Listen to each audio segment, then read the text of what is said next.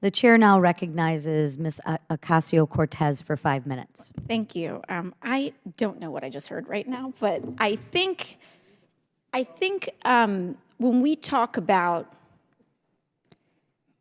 students of a certain demographic, as a woman of a certain demographic, I would be happy to illuminate some of the disparities and discrepancies that we're talking about here. In fact, I wonder if any of my colleagues, anyone here, can articulate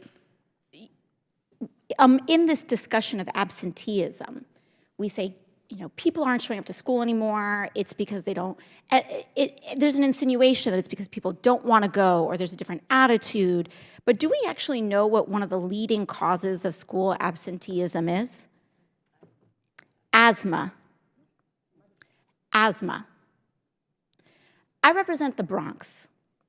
I represent kids whose only meal that they'll eat in an entire day will be from school.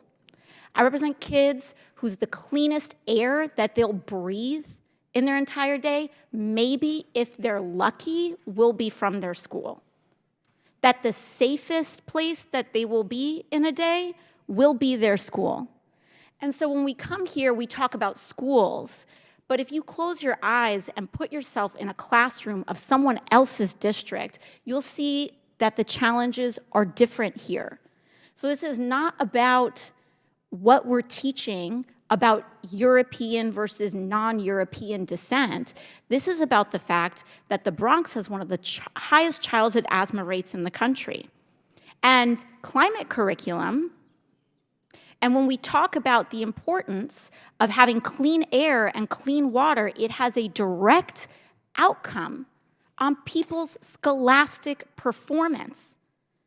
So as we transition in this time of a pandemic, a respiratory disease, and we wonder why one of the highest childhood asthma rate geographic zones in the country is struggling with absenteeism, knowing that respiratory disease is a major factor in that, maybe we try to solve that problem.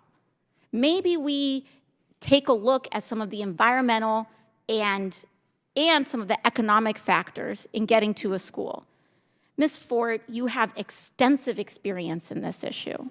Can you speak a little bit towards some of those economic and environmental factors that you see and how they affect communities and their ability to navigate educational outcomes? It was green. Thank you for that question. At the Education Trust, particularly when you think about the pandemic, the research is clearly there that what impacted our students was healthcare, loss of employment of their families, the lack of technology accessibility, and this really had an impact on their livelihood, which of course had an impact on their school day. And as Representative Ocasio-Cortez pointed out, for many of these students, where they actually are supported best, where they are being able to take advantage of services and the supports that they need to actually succeed in school is at school, which we believe is the right place for many of these services.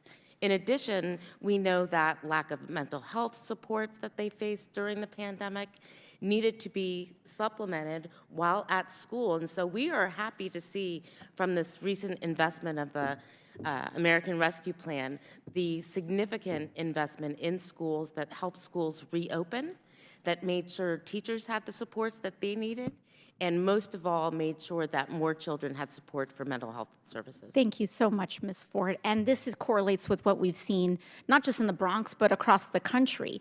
We saw admissions, mental health admissions of children that were highly disruptive. Their ability to be healthy is what can determine whether they show up to school and how well they do in school. On top of that, when we talk about social issues and when people want to critique social inclusion in schools, housing, as you mentioned, is a core underlying factor in how well someone does in school. If you don't have a home or a bed to lay your head on, how are you going to perform well in school? And when we talk about inclusion and those issues, one of the highest rates of childhood homelessness and one of the highest contributors and factors is if they're LGBT. Because if they go home to a place that will kick them out of their house because they are gay or trans or queer, how can we imagine them doing well in school? And so if school isn't safe for them, if home isn't safe for them, and if we allow a culture that continues to marginalize LGBT people to the point that their existence can't even be affirmed in school, how can we expect them to do well? And with that, I yield back.